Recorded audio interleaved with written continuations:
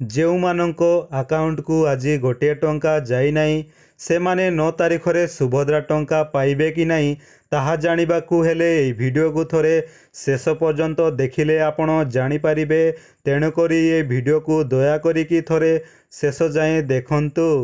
ଯେଉଁମାନଙ୍କର ଆକାଉଣ୍ଟକୁ ଆଜି ଗୋଟିଏ ଟଙ୍କା ଯାଇନାହିଁ ସେ ବିଷୟରେ ରାଜ୍ୟ ସରକାର କ'ଣ କହୁଛନ୍ତି ଆସନ୍ତୁ ଆମେ ଜାଣିବା। ଦେଖନ୍ତୁ ଏଇଠି ଲେଖା ହେଇଛି ସୁଭଦ୍ରା ଯୋଜନାର ଦ୍ୱିତୀୟ ପର୍ଯ୍ୟାୟର ଟଙ୍କା ଆସନ୍ତା 9 ତାରିଖ ଅର୍ଥାତ୍ ବୁଧବାର ଖାତାକୁ ଆସିବ।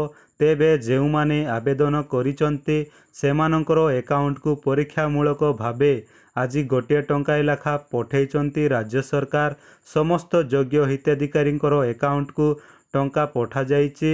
ଆଉ ଆସନ୍ତା 9 ଅକ୍ଟୋବର ବୁଧବାର ଦିନ ସେମାନଙ୍କର ଆକାଉଣ୍ଟକୁ ଯିବ ଟଙ୍କା। ଦ୍ୱିତୀୟ ପର୍ଯ୍ୟାୟରେ 40 ଲକ୍ଷ ମହିଳା ହିତାଧିକାରୀଙ୍କୁ ପ୍ରଥମ କିସ୍ତିର ଦ୍ୱିତୀୟ ପର୍ଯ୍ୟାୟର ଟଙ୍କା ମିଳିବ। ଆସନ୍ତା 9 ତାରିଖରେ ପୂରା ଟଙ୍କା ହିତାଧିକାରୀ ପାଇବେ।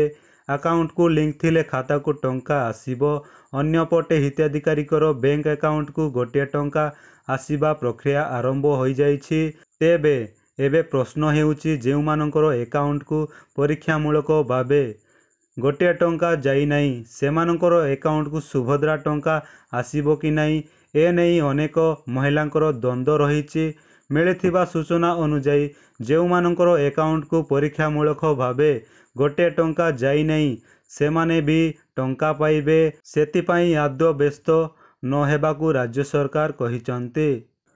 ତ ଦେଖନ୍ତୁ ଆପଣ ଜାଣିପାରିଲେ ଏ ବିଷୟରେ ରାଜ୍ୟ ସରକାର କ'ଣ ଲେଖିଥିଲେ।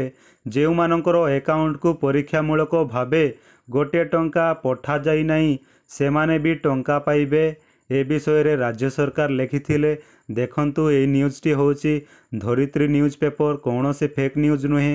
ଯଦି ଆପଣ ଆପ୍ଲିକେସନ୍ର କୌଣସି ଭୁଲ ନାହିଁ ଆପଣଙ୍କର ବ୍ୟାଙ୍କରେ କୌଣସି ଭୁଲ ନାହିଁ ତ ନିହାତି ଭାବରେ ଆସନ୍ତା 9 ତାରିଖରେ ଆପଣଙ୍କୁ 5,000 ଟଙ୍କା ପାଇବେ। କୌଣସି ଆପଣ ବ୍ୟସ୍ତ ହେବାର ନାହିଁ।